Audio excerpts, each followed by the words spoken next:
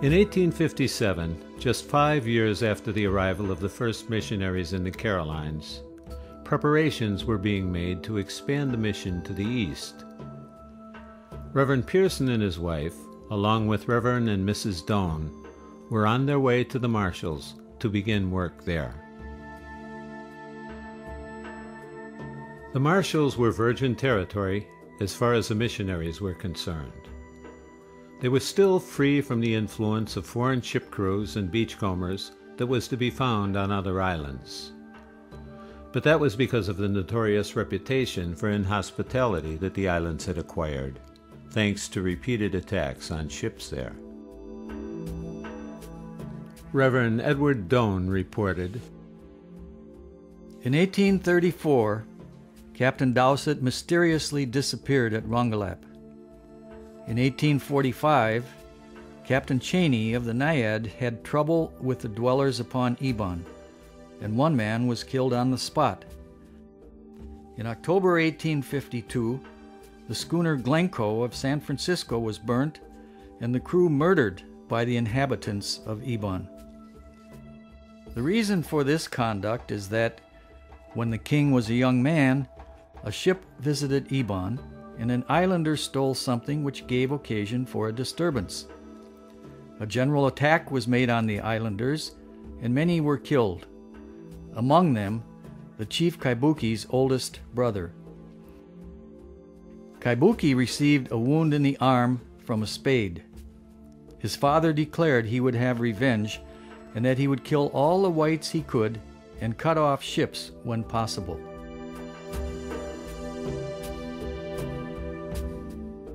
When the missionaries were landed on Ebon, they found themselves under the protection of none other than Kaibuki, the same chief who had waged a vendetta against Westerners for years.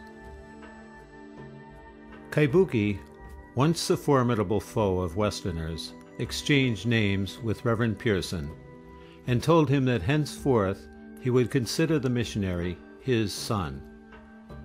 The chief scrupulously kept his word, protecting the missionaries from harm and safeguarding their property.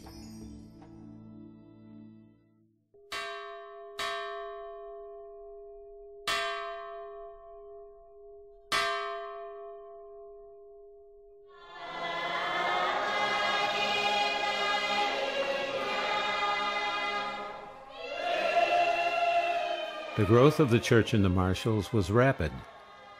Hawaiian missionaries replaced the American pastors within a short time, and they soon carried the gospel to the other islands in the archipelago, first Namarik and Jaluit, and then to Majuro and Mili. Mission progress in the Marshalls was linked to the success of its schools. To meet the growing demand for education, the mission school on Ebon doubled in enrollment within 3 months, and 2 new schools soon had to be opened in the atoll. Reverend Edward Doane reported, "At all hours, through the day and into the evening, our house is thronged with scholars writing on their slates or reading. Many youth drop by in the evening and stay as long as we allow, reading and writing. Our little printing office, too, is the scene of similar interest. There are many faithful typesetters there, and the sheets printed are read over before the ink is fully dry upon them." Thanks to the missionaries, the school had now become part of Micronesian life.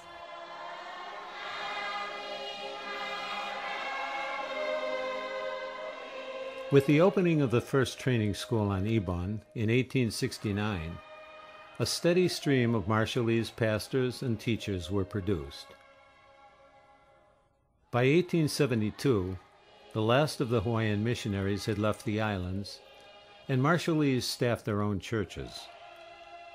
Within 15 years of its founding, the church in the Marshalls was fully under the control of local people. Training schools, the rough equivalent of today's high schools, were producing a crop of local church leaders.